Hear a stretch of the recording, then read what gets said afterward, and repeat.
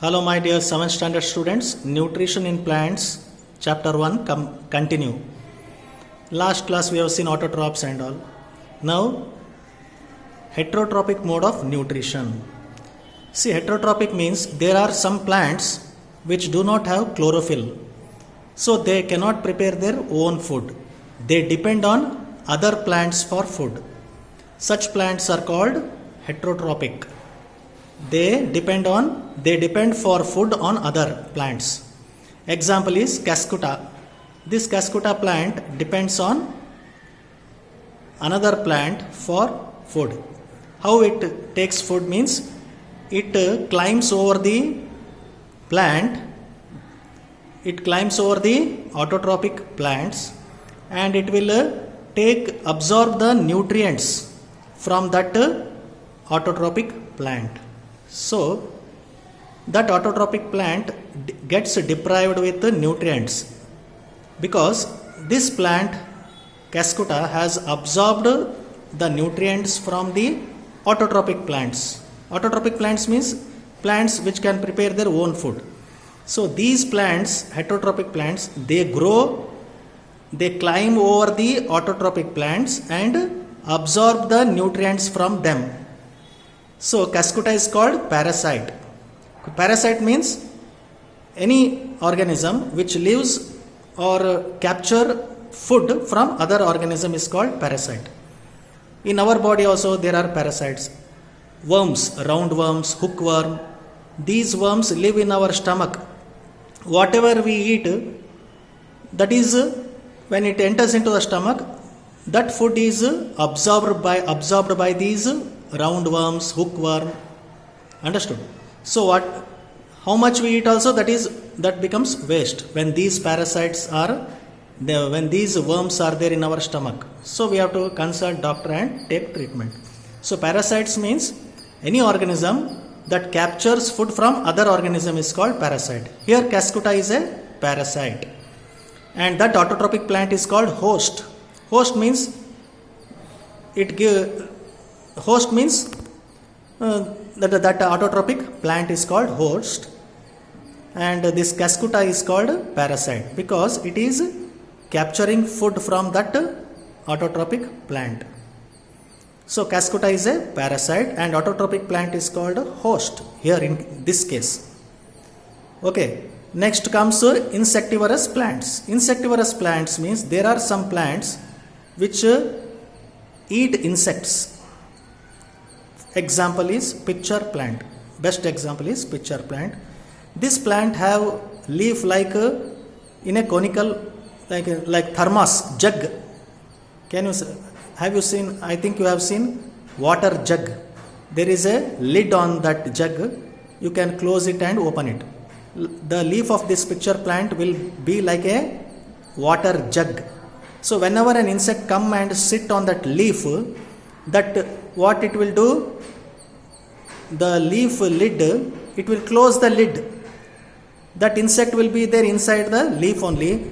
After when it is closing the lid means the plant, it will suck all the nutrients from that insect. So ultimately the insect is almost dead only.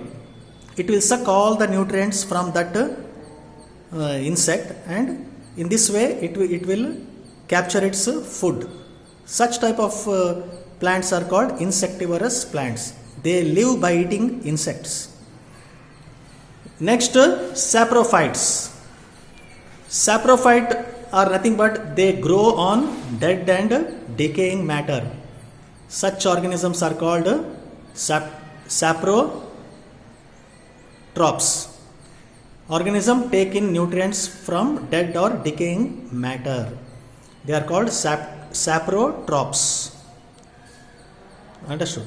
For example, you take a bread, fresh bread you take, and you put some water in that over that bread and leave it for some time, 2 to 3 hours. What happens? You can observe that some small cotton white things stick like white are grown on that patches you can see on that over that bread.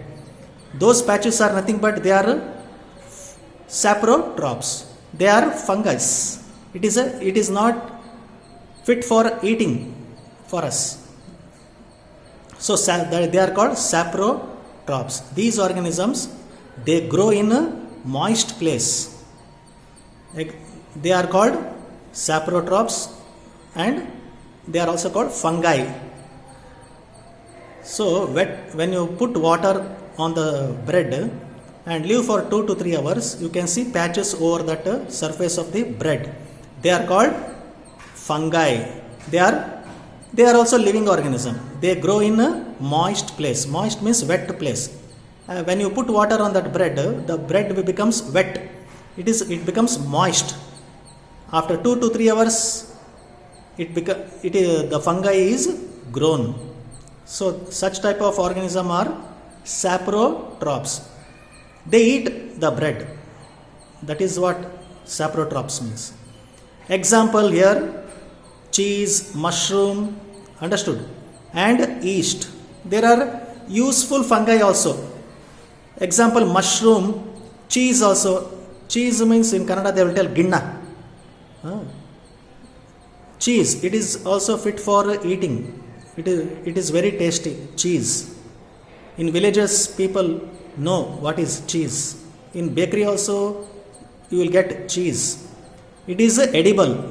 You can eat that cheese. Very tasty. Next, mushroom. Some mushrooms are eatable, edible. They contain vitamins and minerals. Very good food, mushrooms. And yeast. Yeast is also a fungi. It is used as a ingredient in a cake. In bakeries you can see yeast. For preparing cakes and breads, this saprotrop, that is yeast, is used. So here below picture, a small picture I have shown about mushroom. It is like an umbrella.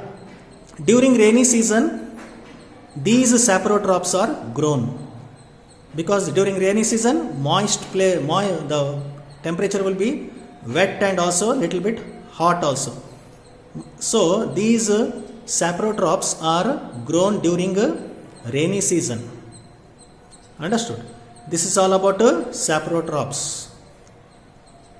In the next class, we'll continue. Until then, goodbye.